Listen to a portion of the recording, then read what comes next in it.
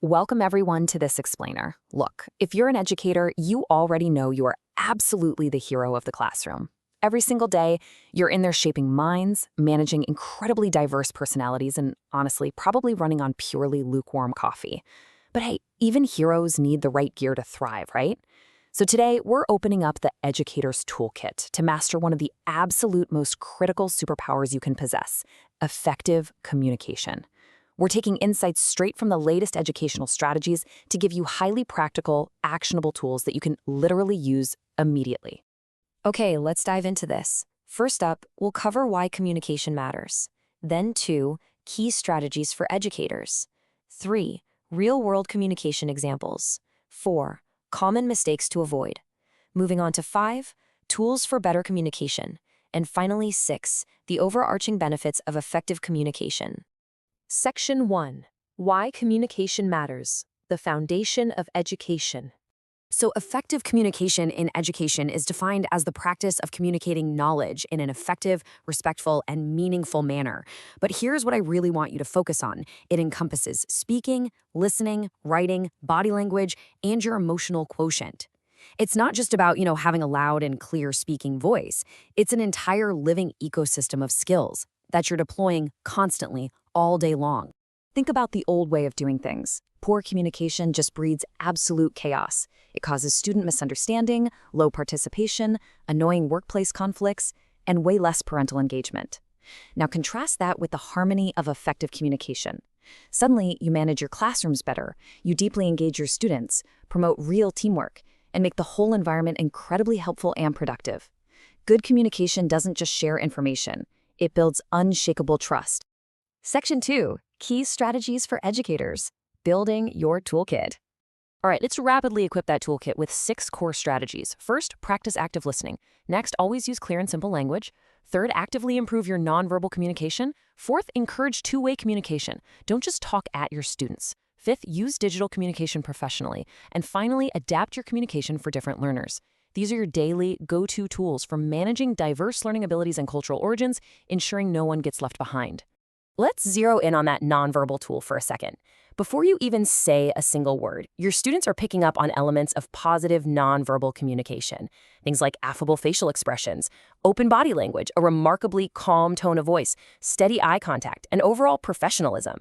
Students respond so much better to a teacher who projects that kind of confidence and approachability purely through their body language. Section 3. Real-world communication examples in the field. Let's see these tools in action.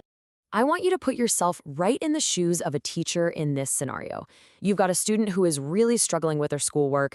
It's super frustrating for them, and honestly, it's challenging for you too. The instinct might be to just correct the student repeatedly in class, but instead, you decide to reach out to the parent professionally. So how do you handle that conversation without making the parent feel instantly defensive? Let's move to and see how this builds into a perfect resolution. Step 1. You describe the problem clearly, entirely without judgment. Step 2. You provide specific examples of the struggle so it's rooted in fact. Step 3, and this is a big one, you listen to the parent's side of the story. You practice that active listening we just talked about. And finally, step 4, you suggest solutions jointly. This exact step-by-step approach transforms a potentially tense phone call into a truly collaborative partnership. Section 4, common mistakes to avoid. The pitfalls. Because hey, every hero faces pitfalls, right? Let's look at what not to do. One of the biggest pitfalls, using complex language that totally confuses students and parents. As educators, we swim in a sea of acronyms and jargon, and it is so easy to slip up. The toolkit solution? Relentless simplicity. Use clear and simple language, breaking your instructions down into highly digestible steps.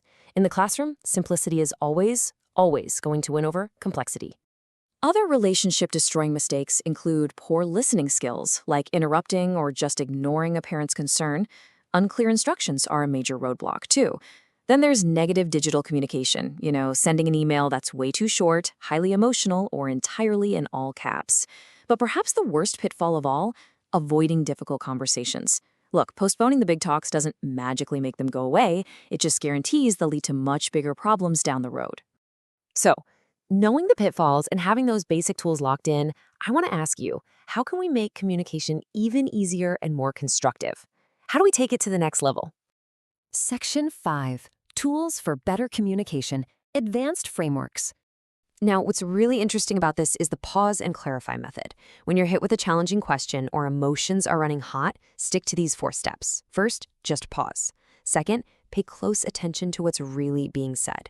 Third, make absolutely sure you understand it, maybe even repeat it back. And fourth, softly answer. This framework is absolutely brilliant because it instantly lowers emotional reactions and drastically increases the quality of your response. Next up is the constructive feedback framework. Whenever you need to correct a student or even collaborate with a peer, use this exact sequence. 1. Describe the scenario objectively. 2. Explain the effect that the behavior is having. 3. Suggest specific corrections. And 4. Provide the support they actually need to make that correction. Following this structure ensures your feedback is always courteous and highly actionable. And we absolutely have to talk about AI. AI tools can assist educators by acting as the ultimate sidekick for efficiency. They can write draft emails to parents, effortlessly enhance your grammar, design lesson summaries, or even translate basic content if there's a language barrier. But, and this is an incredibly important golden rule, always review AI-generated content before you hit send. It's a fantastic assistant, but it is not a replacement for your professional judgment. Section 6. Benefits of effective communication. The payoff. Let's look at the overarching rewards here. So the crucial point is that effective communication creates a massive ripple effect of positivity across the entire educational ecosystem. Look at this breakdown. For your students, it means improved learning because they have crystal clear expectations. For you and your fellow teachers, it means vastly better classroom management and professional confidence. For parents, it leads to increased involvement and deep trust. And for the workplace as a whole, reduced conflict and much stronger teams. When you communicate effectively, literally everyone wins. Which brings us to the very end of our explainer. I want to leave you with this final provocative question to chew on. Which communication tool will you add to your classroom toolkit tomorrow? Will you try out the pause and clarify method? Maybe do a quick audit of your nonverbal cues? Take a moment right now, actively reflect on what we've covered. Pick just one strategy and apply it immediately. Thank you so much for engaging with this explainer today, and good luck out there in the classroom.